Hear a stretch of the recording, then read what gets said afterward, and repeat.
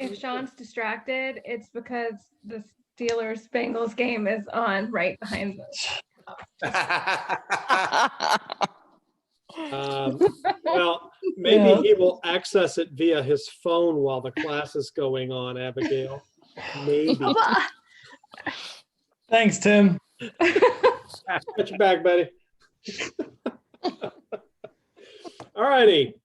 So this is the second book of the three that we're reading in this study. We finished up Micah last week, and one of the things that I found intriguing about Micah was these three cycles of God will execute judgment, but he desires mercy, and he restores the faithful remnant, and all through that. And at the end, Micah reaches the conclusion that God is a God of promise. God is a God that covenants what he will do, and that he can rely on that, even though judgment will come. Even though there will be suffering because of that judgment, he has faith as he's looking at God. The second book in this little trilogy that we're doing is the prophet Nahum, and I'm going to try to finish it tonight. It's not a very long book. It's 3 short chapters. It's a poem, prophecy. Reads like a poem, and there aren't deep theological things here, but it again reminds us that our God is mighty, and that he will execute justice. And we'll see from Nahum's perspective. There's two views. There's the view of the judged, and there's the view of those waiting judgment, waiting restoration, waiting for justice to be done. And Nahum kind of paints that picture. And Nineveh is the city of Assyria that is being judged. And so we'll see how that kind of plays out. And so with that, let me just open with a prayer, and then we'll get started. Father, we come tonight to read your word. Tonight we're reading a book that's not that familiar, and it's not preached that often. So we're just asking you to open our eyes and open our hearts to what you have for us in this book. And we ask this in your son's name. Amen. Okay. So I told you last week that Nahum really is like Jonah, the sequel. And Nahum is a prophet that fills the gap between the Assyrian conquest and Micah. We read all about that. They'd already run over the northern kingdom. They were threatening the southern kingdom. They didn't quite get to Jerusalem. And then what comes on the heels of that is Babylon. And Babylon will conquer the Assyrians, but also conquer the lands that Assyria has already conquered, which is the northern kingdom, the southern kingdom of Judah, and the city of Jerusalem, and will carry people off for the Babylonian captivity. So Nahum is sort of in that gap between these two kingdoms, and he is prophesying what will happen to Assyria, Nineveh, the capital of Assyria. And it can be viewed as a sequel to Jonah. Jonah preached, and Nineveh repented, if you remember when we read that, when we did that study a couple years ago now. But Nineveh reverted back to its evil ways, and Nahum lays out what God will do because of their backsliding, if you're from a Baptist background. And the city of Nineveh serves as an example. How God deals with injustice is by applying justice, and that's what we'll see in this book. Now, we're going to start this like we have the last three with the little Bible project video, and let me figure out if I can get this over here so you can see it. I think you can. And as before, I forgot to do something when I shared the screen, so I'm going to have to do this again. Sorry about that. I have to click a little button when I share the screen so you can hear it. At least we're all still here. Yeah, I just lost you. Thank you, honey. You jinxed it for me. Oh, well. All right, I got to get back to where I am here. All right, here's the video. The book of the prophet Nahum.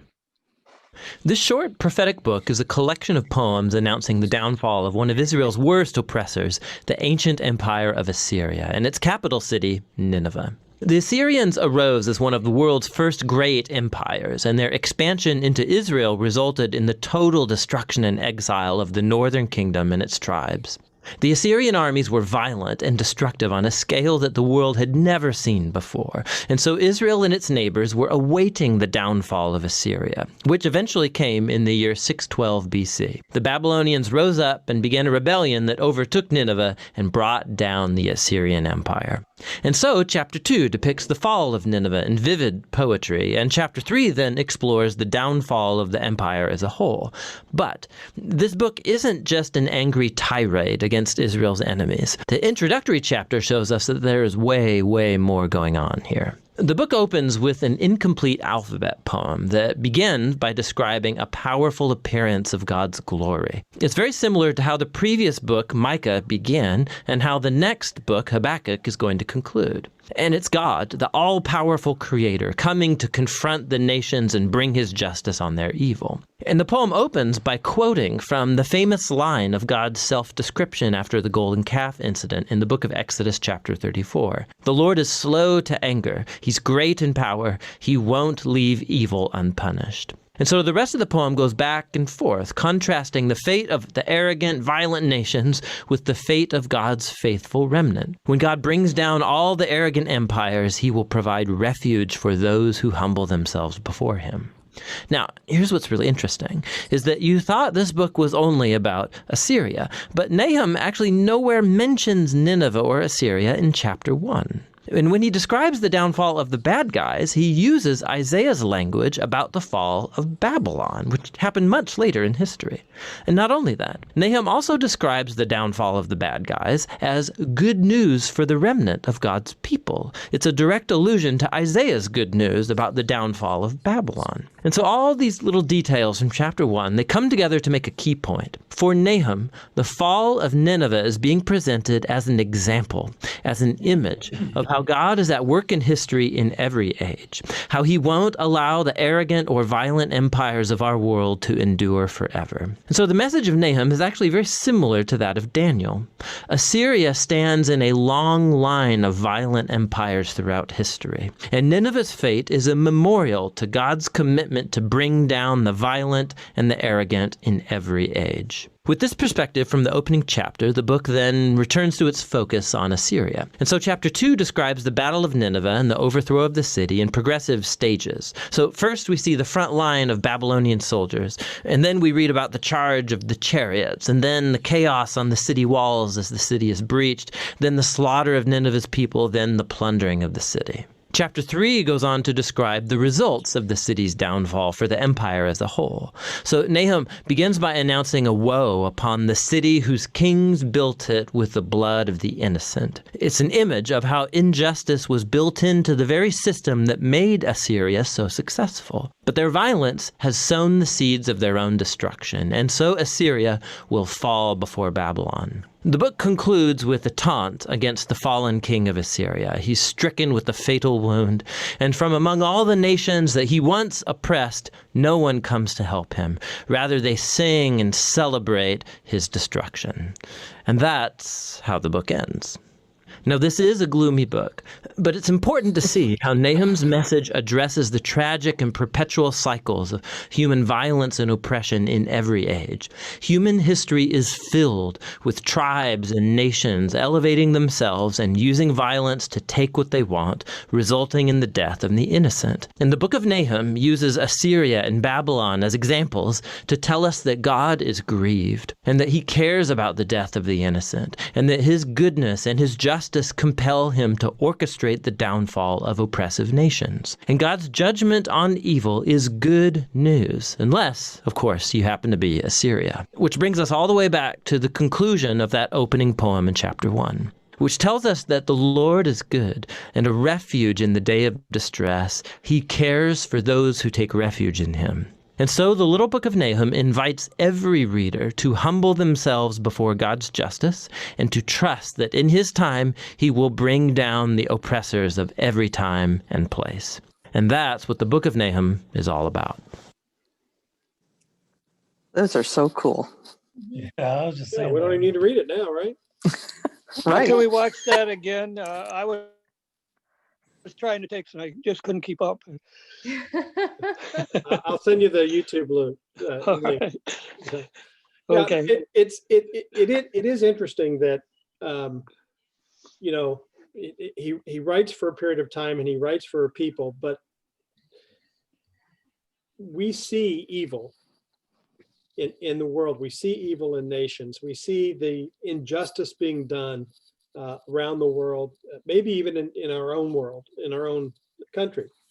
And we see how God cares for the innocent. He cares for the oppressed, and he cares for the downtrodden.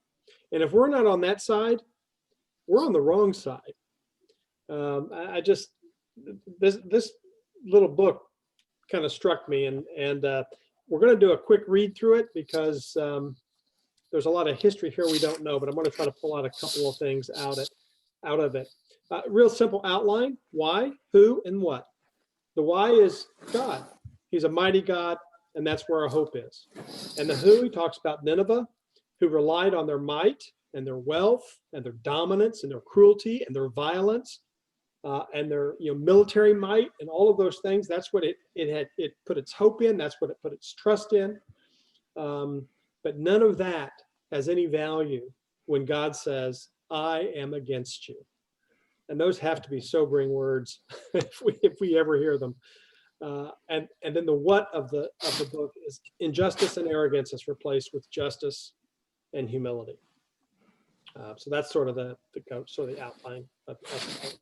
And let me just start with Bradley's, if one of you will read, and we're just gonna go through here.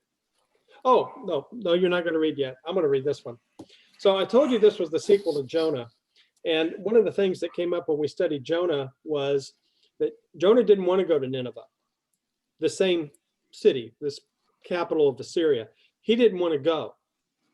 And so he went the other way, and God, on the boat that he was on, he was cast overboard, swallowed by the whale, spat out on the thing. And he said, "Okay, God, I made a promise to you that I would do that if you'd get me out of the belly, and I'm going to do that." And so he marches through Nineveh, and he preaches what God had him preach, and Nineveh repents.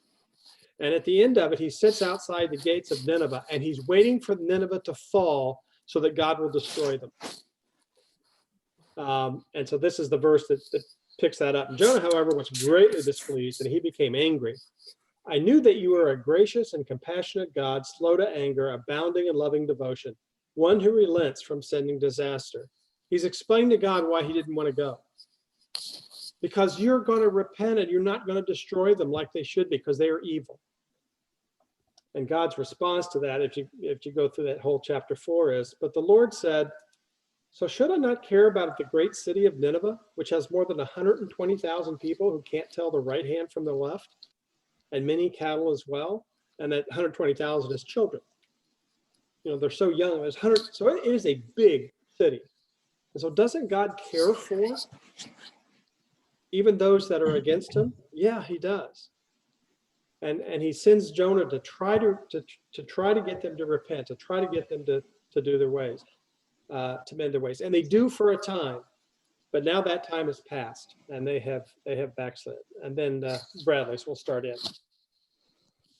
A prophecy concerning Nineveh. The book of the vision of Nahum the Elkoshite.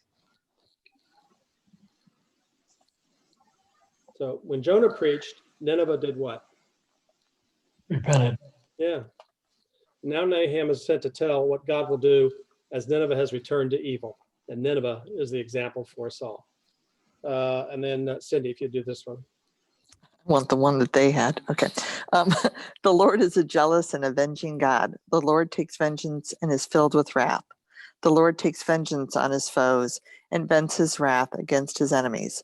The Lord is slow to anger, but great in power. The Lord will not leave the guilty unpunished. His way is in the whirlwind and the storm, and clouds are the dust of his feet. Okay, and then I have a thing here. Are we glad about verse 3? Yes. Yes. Okay. Are we glad about verse 2? Yes. I prefer to think of him as a loving and caring God, so I'll go with no.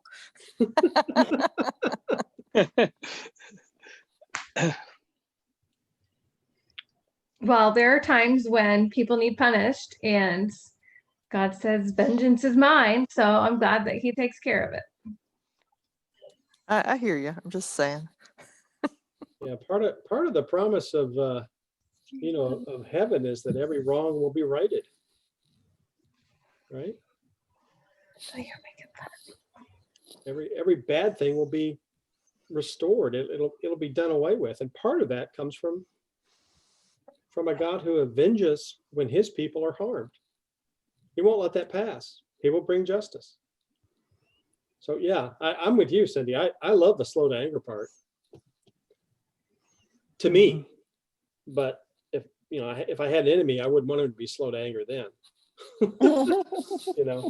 I would be quick to anger them and slow to anger to me. Yeah. All right, we'll keep reading. And then here, Chris. He rebukes the sea and dries it up. He makes all the rivers run dry. Bashan and Carmel wither, and the blossoms of Lebanon fade. The mountains quake before him, and the hills melt away. The earth trembles at his presence, the world and all who live in it.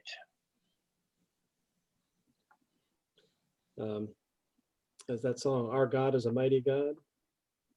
He reigns from heaven above. I think about that when I read verses like this. We should quake before him in a sense. We should fear him. And then the lookers. Stand his indignation. Who can endure his fierce anger? His wrath is poured out like fire. The rocks are shattered before him. So if you were a Ninevite, what's your view of God?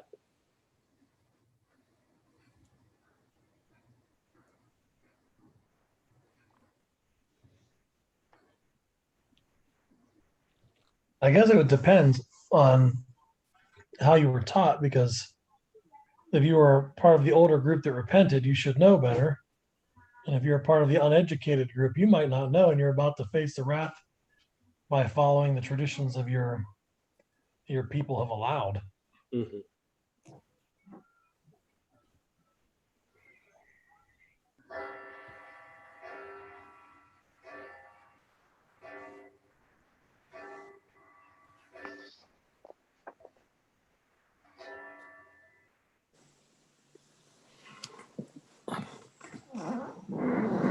John, will you continue, please?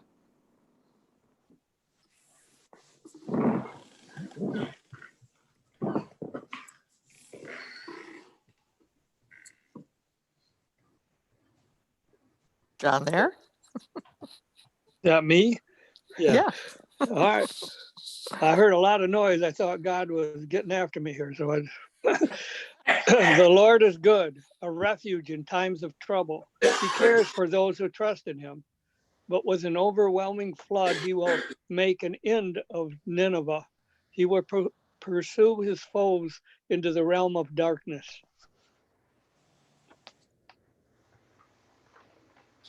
So whose point of view is this?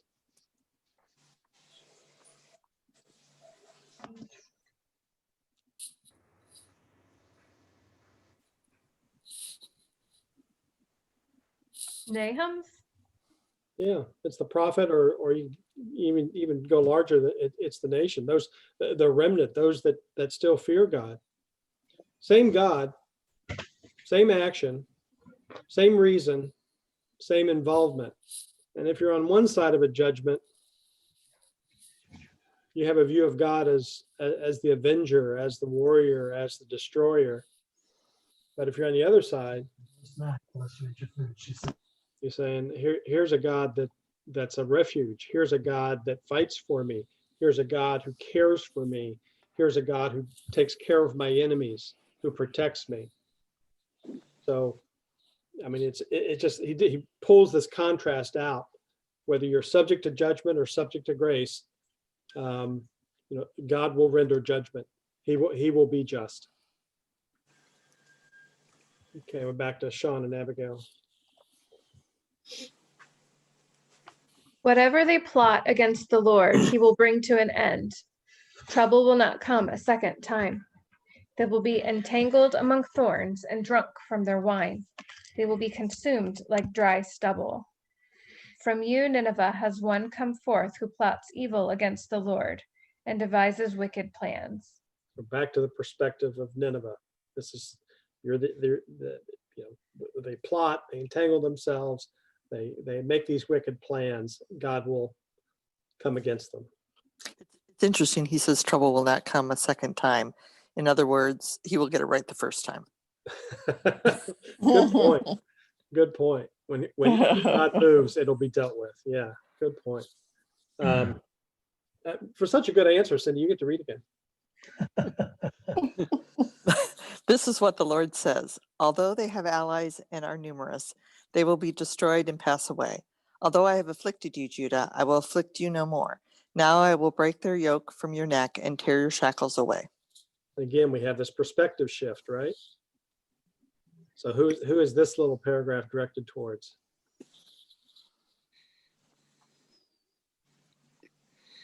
Judah. Yeah.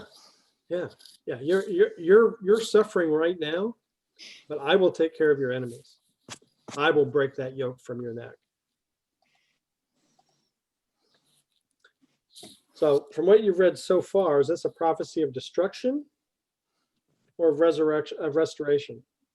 Depends on which side you're on. There you go. Trick question. Well answered. Yeah. If you're on the side of Nineveh, it's all over. Lights out. But if you're on the side of Judah, I mean, if you're the remnant that God's protecting, if you're still have a heart for the Lord, if you're still trying to follow him, it's a great promise. It's a great promise that justice will be done.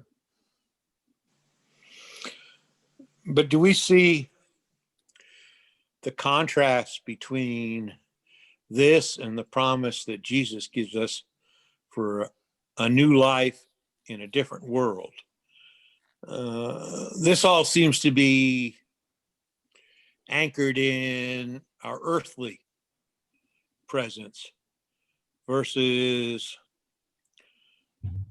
what Jesus promises us in our heavenly presence. Well, I think that's a good point, because what we see in the earthly sphere is we see what happens when pride runs rampant, when violence runs rampant, when people are taken advantage of, when people are put down, when people are downtrodden, when the inequalities that happen because of evil happen. We cry out that God will make it right. And he makes it right for Judah after the Babylonian captivity. He does restore the nation then. But the promise of the new heaven and the new earth, the new Jerusalem coming down, is that God will himself will rule, and there won't be that injustice. Right? He will rule with righteousness. Right. And so there won't be that, the pride, the violence, all of that. None of that will be there. It's kind of like a foreshadowing of Revelation. I mean, Yeah. this shouldn't be news to us because it's happened before. Yeah. I just wonder why Jonah was apparently right. Why didn't he wipe him out then? Well, I mean, if you think about it, somebody may have left there that was important to the story that we don't know about. There could have been somebody living there in that town A new king. that needed to be somewhere else, and God, I mean, we'll never know, but Yeah. in the time between then and now, Right. there might have been that person born that God wanted to use for something, connected to chain generations that we just don't ever know about. He gives chances. He's slow to anger. Or so they could say that even this evil place got a second chance. So you could too, if you do this, this, and this.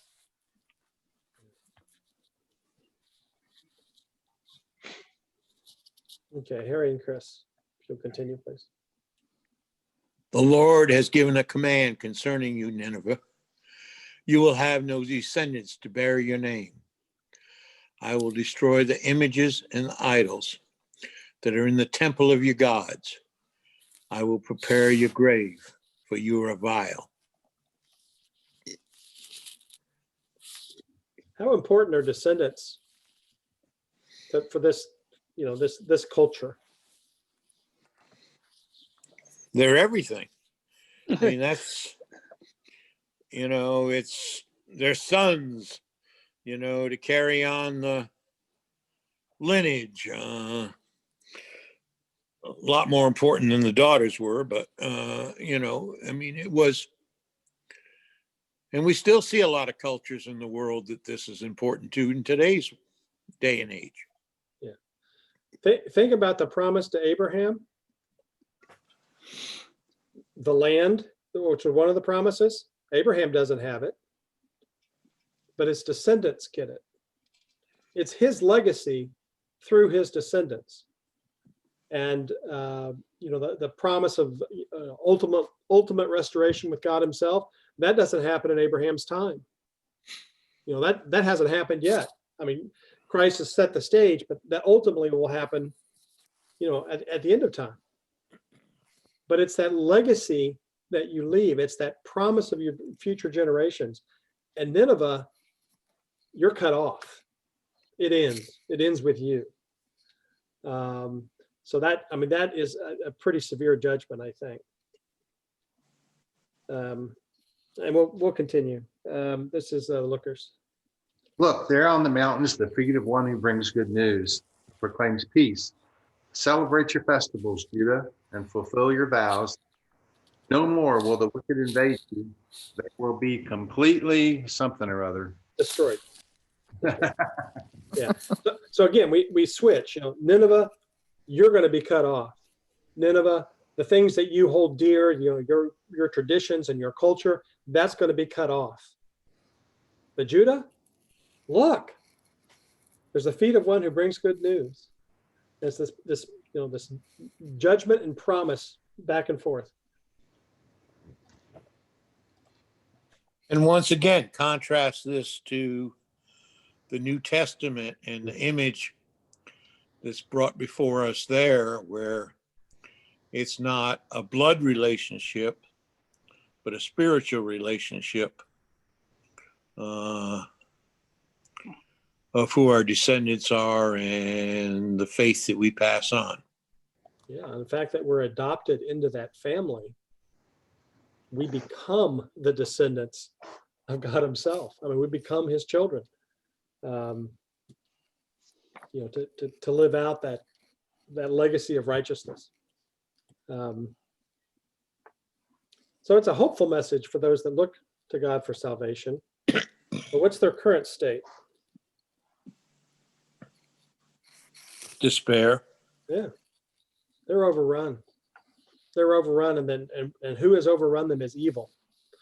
They're violent. They're cruel, unjust, downtrodden. All the words you can think. Their current state's not that way, but God gives them a hope, and the hope is in the judgment. God is a righteous God and a God who brings justice, and that's their hope. Okay, and this would be to John. An attacker advances against you, Nineveh. Guard the fortress, watch the road, brace yourselves, marshal all your strength. The Lord will restore the splendor of Jacob like the splendor of Israel, though destroyers have laid them waste and have ruined their vines. Yeah. So who's the attacker?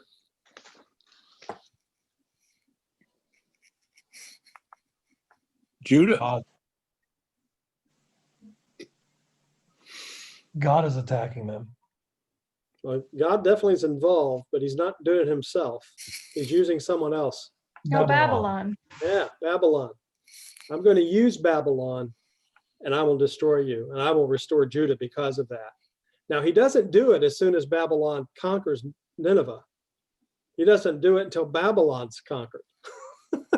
But he does do it. And when we get to Habakkuk, this is what Habakkuk questions God about.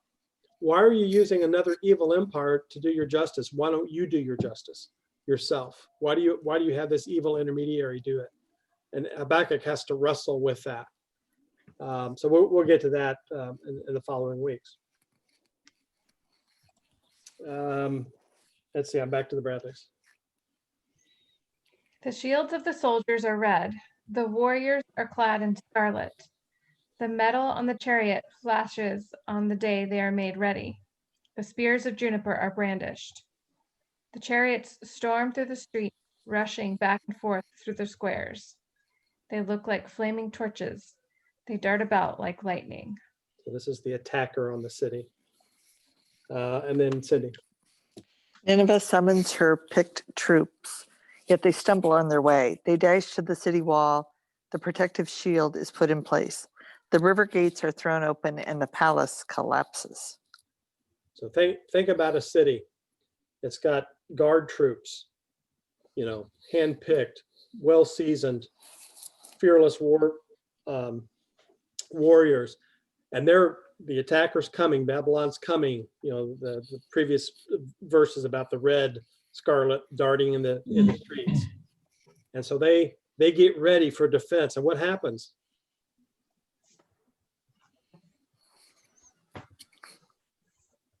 They fail. Yeah, they fail. They stumble on the way. They try to fight it off, but the whole thing collapses for them.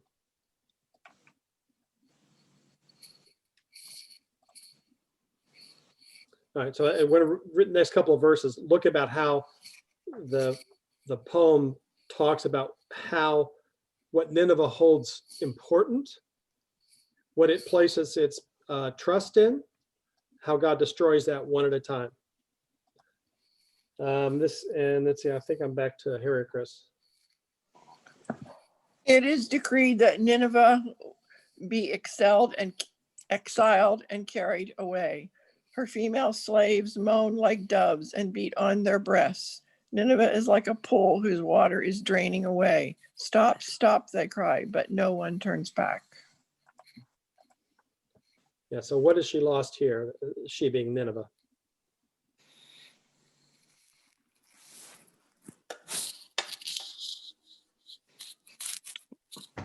Lost their presence. Yeah, their sense of place, right. Yeah, the great city is no more. It's carried away. And But what's interesting is we're talking like over 200 years. Most of us are unable to think of life over 200 years. Yeah.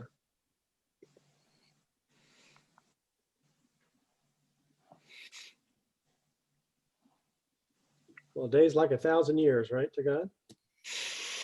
Yeah, I know, but not to us.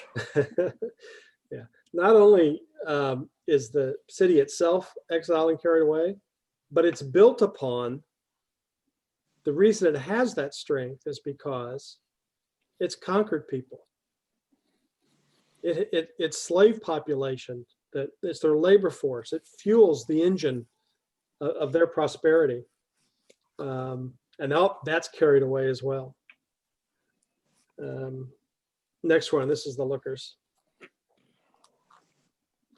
Plunder the silver, plunder the gold. The supply is endless, the wealth from all its treasures. She is pillaged, plundered, stripped, hearts melt, knees give way, bodies tremble, every face grows pale. Yeah, so the same question. What has she lost here? Wealth. Yeah, all of her wealth. How'd she get that wealth? Slaves. Stole it. Yeah, stole it, essentially conquered. Yeah. Everything that she has, everything that she's acquired because of violence and the injustice that she has, all of that is being taken away. The wealth that they relied on, they were such a great empire, that's done away with. It's all taken away. And then John, if you would continue. Where now is the lion's den, the place where they fed their young, where the lion and the lioness went, and the cubs with nothing to fear. The lion killed enough for his cubs and strangled the prey for his mate, filling his lairs with the kill and his dens with the prey. Think of the image of, a family, the lion's den. So you have the warrior, the lion, and you have the lionesses that are, caring for these cubs that will, continue that next generation. And even that is going to be destroyed. Their warriors, their war machine, all of that they've relied on, all of that's going to be done away. And we're back to the Bradleys. I am against you, declares the Lord Almighty. I will burn up your chariots in smoke, and the sword will devour your young lions. I will leave you no prey on the earth. The voices of your messengers will no longer be heard.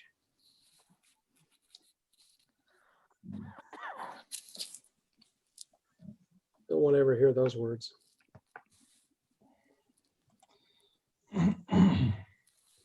What area of their society has not been touched?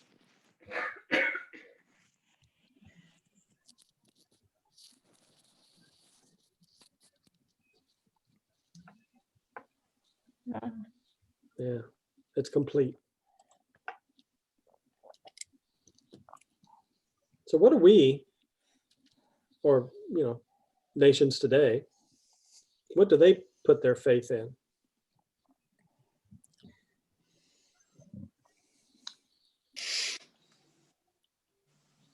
Stock market. Governments, science. Yeah, knowledge. Yeah, all of that, all of the things that aren't God. Right? But they're not necessarily against God either. No, but it's we think we're strong because we have a good stock market. We think we're strong because we have a system of government. We think we're strong because we are able to conquer other nations. We think we have it all together because our families live in relative security within our dens, as it were. So we still rely on all of these external things. But when God's against you, none of that matters. And that's Kind of like people. It's kind of like people, I'm successful because I have a good job. I'm successful because, I invested well. I'm successful because of I, when none of it is you. Right. And yeah, exactly. And the same way you extend that to a nation or, a tribe or whatever, it's the same thing. We are successful because the same line of reasoning. And God says, no, you're not that at all.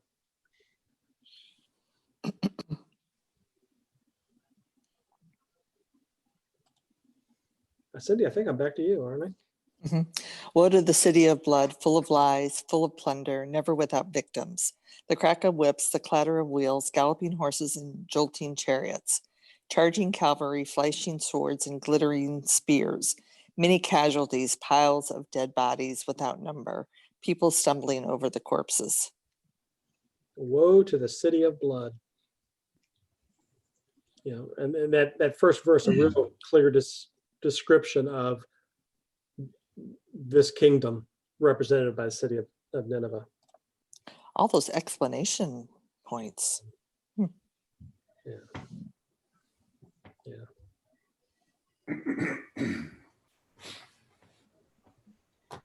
So if you were to say, what does Nineveh look like when God is against them?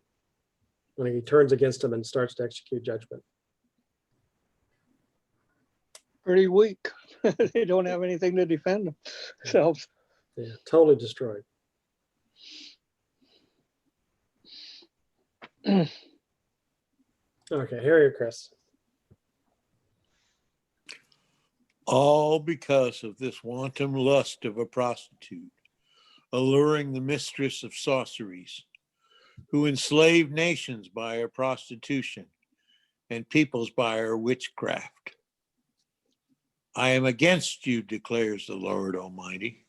I will lift your skirts over your face.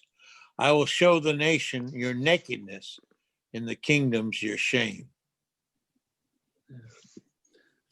The verse 4 starts with all. That's referring to all of that before, the blood in the streets, the total destruction, all of that, because you followed, this prostitute. You sold out, to evil and injustice and violence, and you've sold out to all of that rather than being true, to your creator. And so I'm against you, he says. I'm against you. And in the end, you're going to be shamed. This image of nakedness, of revealing your undergarments or whatever. I'm going to reveal that. I'm going to show who you are, and everyone will see who you are. They will see your shame and your nakedness.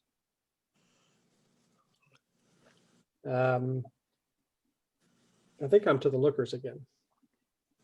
I will pelt you with filth. I will treat you with contempt and make you a spectacle.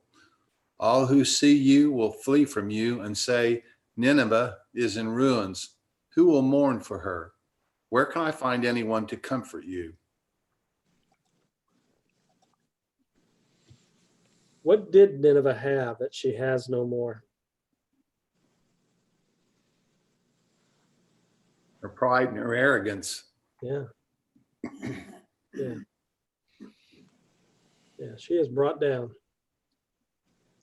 And total alone here, because of how she acted to everyone else, because of how she destroyed other nations and was brutal and violent. No one's coming to her rescue. No allies. She's facing this herself. Why do they refer to her as Nineveh as a her? Oh, I don't know. They refer to all cities They as should do. people. Yeah, I mean, we All cities read are about the equal. daughter of Jerusalem, daughter of Zion. I think it's just a way to, something that's cherished, How about that? They do that I don't now. know. I was just They do that curious. now. The If you think way- about when they talk about Boats and cars. Mother and Russia. Cities. Uh-huh. Yeah. That's Everything's been looked at that way for Yeah. since the beginning of time, and we're just trying to change that. So women are getting more of a say-so, and being looked on as more important than they ever were.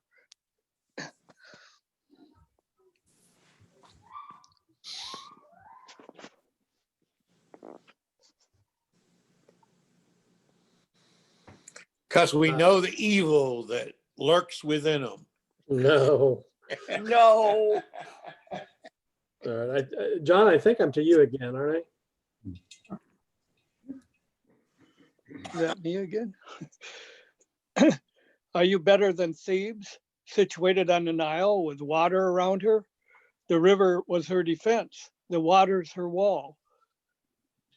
Cush and Egypt were her boundless strength. Put and Libya were among her allies. Another city that had risen in power, another city that thought that they couldn't be taken because the river was their defense. The waters were her wall. She was kind of protected by a physical barrier. And she had allies, and she had this boundless strength. Yet, she was taken captive and went into exile. Her infants were dashed to pieces at every street corner. Lots were cast for her nobles. All of her great men were put in chains. So Nineveh, pay attention. Just like you thought Thebes was the great city and on the river and protected, no. Even she was taken captive, just like you're going to be taken captive. You too will become drunk. You will go into hiding and seek refuge from the enemy. I'll leave that question out there for someone to jump on. What does this remind us of when those with power do not act justly.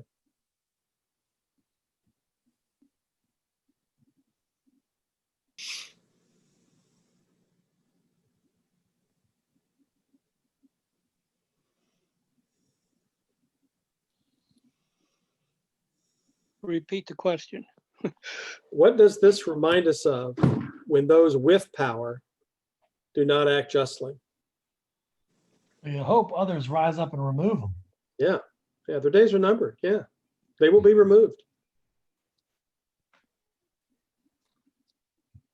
It reminds me of Hitler.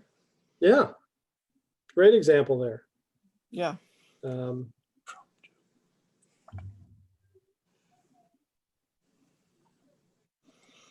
Okay, I'm back to the Bradleys.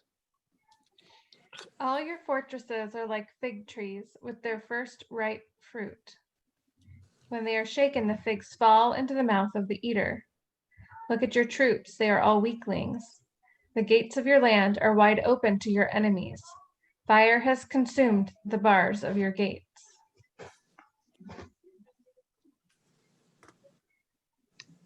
Yeah, and so basically, the fig tree is like I just shake it, and the eater is the attacker.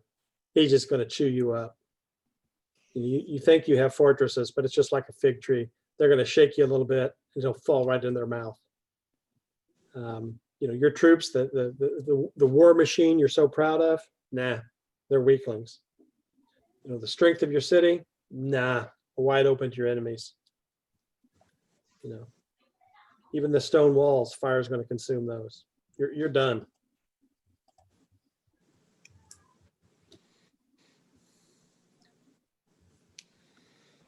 Are we secure in wealth? Are we secure in armies? Are we secure in evil?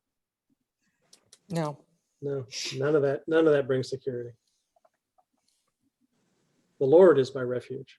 The Lord is my strength. And we see this contrast between, what Israel, what Judah hopes for, and what Nineveh is about to undergo. I think I'm to you again, Cindy. Yeah. Draw water for the siege, strengthen your defenses, work the clay, tread the mortar, repair the brickwork. There the fire will consume you, the sword will cut you down, they will devour you like a swarm of locusts, multiply like grasshoppers, multiply like locusts. Yeah, so you're gonna try to defend yourself, but it won't happen.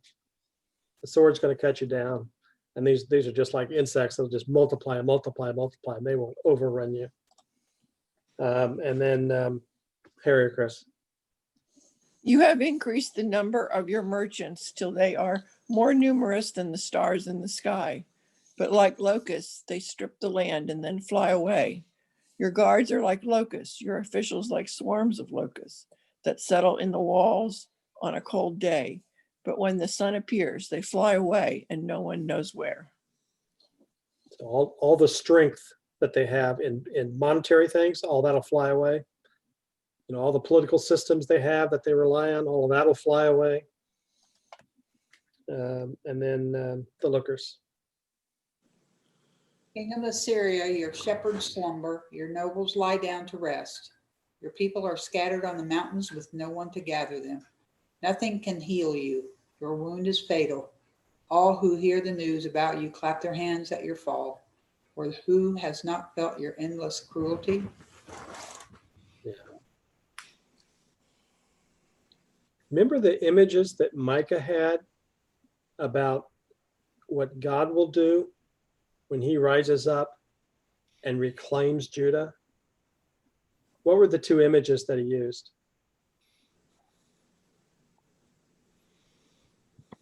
What are the two big images of Christ? Let me put it that way.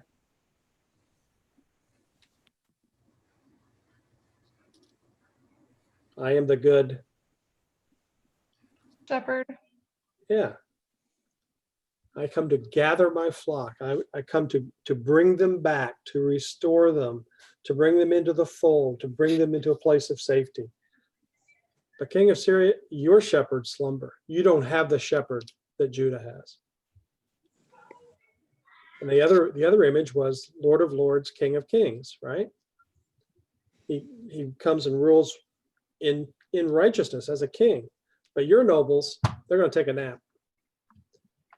You're going to be destroyed. They're going to take a nap. They have no power. They have no leadership. They are not going to save you.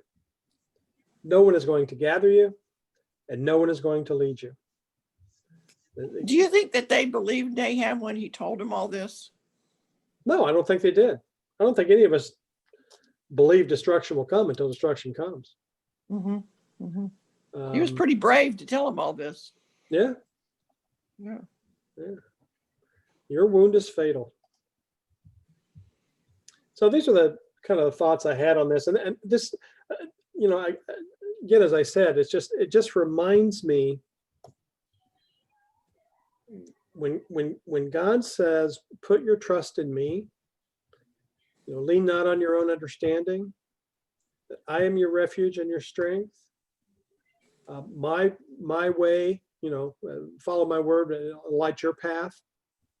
If we don't do that, if we don't put him first, if we don't lead, you know, our sphere of influence in righteousness, if we don't, you know, do justice, love mercy, walk humbly before our God,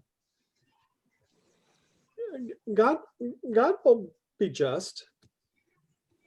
And I'd rather be on the mercy side of that justice than I would on the judgment side of that justice.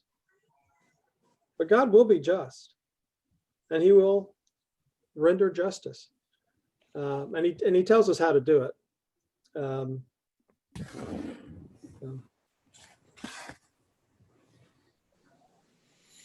You know, this last year has been a way to bring some of this stuff to our own realization of showing how little control we really have.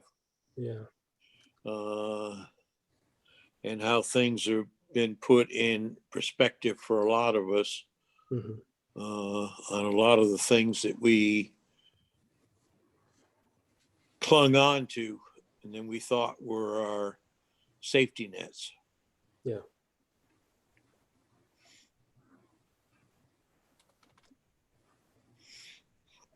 Yeah, people that thought they were doing well because they had a good job, a good business, and a little tiny little bug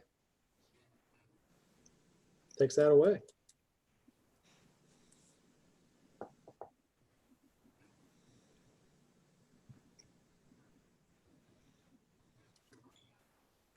Yeah. Anyway, this is kind of what I thought about this little book, is that there is a hopeful message. And for the audience that's reading this initially, they were already dispersed. They were already in exile from Assyria. They were looking forward to a restoration. They were looking forward for this evil empire, the Assyrians, to be overthrown. And God tells them through Nahum, that will happen. And you will not have to deal with Assyria anymore, because I am against them. And if you have faith in me and I'm against them, you know they'll be done with. Of course, he uses the Babylonians. And as Sari says, it takes a couple of 100 years for all this to happen. And that's when we read Habakkuk, we'll explore that question, because that's the exact question that Habakkuk asks about the same time frame. But it also serves as Harry mentioned, it also serves as a way to remind us of what we rely on, what we put our faith in, what we put our hope in. And it's nothing in this world, or it shouldn't be. It should be a reminder that we need to cling to God. We need to put our hope in him, and rely on his covenant promise to restore all things in the end. And then the final thought I had is, could Nahum serve the same purpose as Jonah did?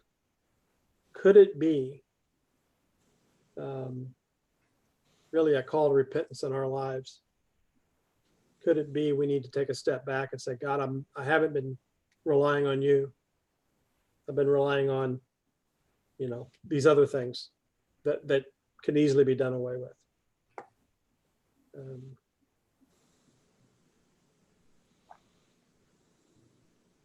Any other thoughts?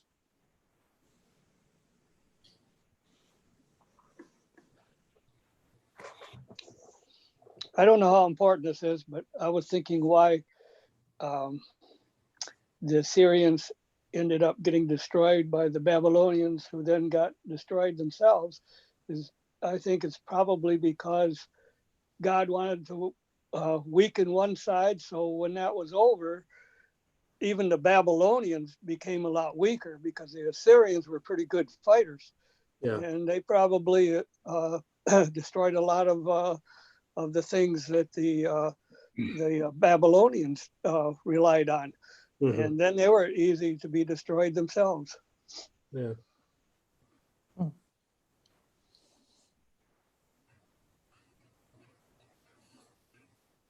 I'm interested to read the next book. Always, I mean, I've always had experiences where I could say that God uses lots of people, whether they want to be used or not. Yeah. And I can see that a lot through life and like really positive things as well as negative things. You know, God uses non-believers to be blessings to believers, and you don't even know, you don't even realize, but he does. And so I'm interested to see what the I've never read the next book, so I mean, it's never been a hot topic in the world. So Yeah. I'm interested to see what his thoughts are and Yeah. on that. Well, stay tuned. Yeah. You said, he uses the unbelievers to bless the believers. And, isn't that what happened with Egypt in the Exodus?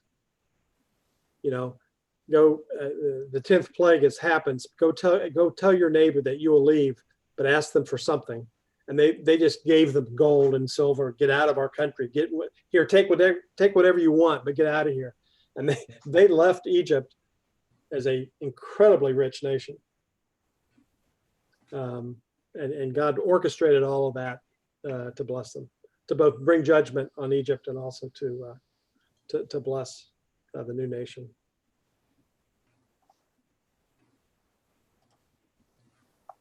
I'm so happy you continued on this study. I remember a couple of weeks ago, we were deciding whether we wanted to keep going, but it certainly relates to what we're going through today. I appreciate it, John, more than you know. I really struggled with it. But I know when I started this, it really made a lot of sense to me. And you get into the weeds of this and it's like, these are some uncomfortable topics. Yep. It's not the happy-go-lucky, New Paul Testament. Yeah. Yeah. Yeah. But there's some real good stuff in here, I think. So, all right, I'm going to go ahead and stop this.